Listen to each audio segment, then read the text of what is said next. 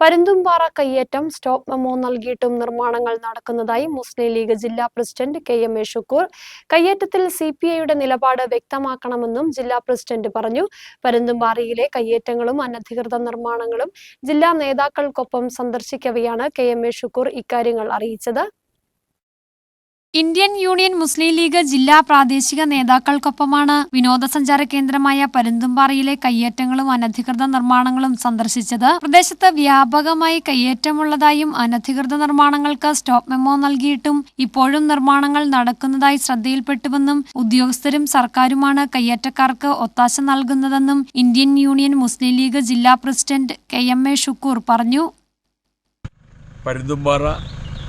വളരെ മനോഹരമായ പ്രദേശമാണ്. ടൂറിസ്റ്റുകളെ ആശ്രയിക്കുന്ന സ്ഥലവും കൂടിയാണ്, ആകർഷിക്കുന്ന സ്ഥലവും കൂടിയാണ്. ഇവിടെ വ്യാപകമായി കയ്യേറ്റം നടക്കുന്നു എന്നാണ് ഞങ്ങൾക്ക് മനസ്സിലാക്കാൻ കഴിഞ്ഞത്. ചിലർക്കൊക്കെ നോട്ടീസ് കൊടുത്തിട്ടുണ്ട് എന്ന് പറയുന്നതല്ലാതെ വരുന്ന വഴിക്ക് പോലും ഞങ്ങൾ അത് നോട്ടീസ് കിട്ടിയ ആളുകൾ പോലും പണിതുകൊണ്ടിരിക്കുന്ന അവസ്ഥയാണ്. അപ്പോൾ ഇതിന് ഗവൺമെൻറ്റും ഉദ്യോഗസ്ഥരും ഒരുമിച്ച് നീങ്ങുകയാണ്. പ്രത്യേകിച്ച് പീരുമേടിലെ MLA അടക്കം MLAയും കുറേ സ്ഥലം വളഞ്ഞെടുത്തിരിക്കുന്നു എന്നാണ് ഞങ്ങൾക്ക് മനസ്സിലാക്കാൻ കഴിയുക.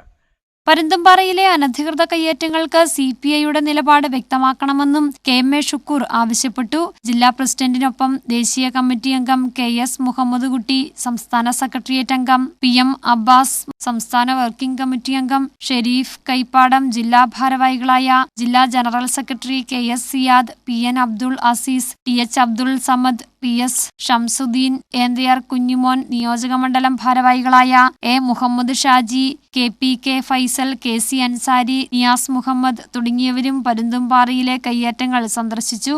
News bureau, Kattappana.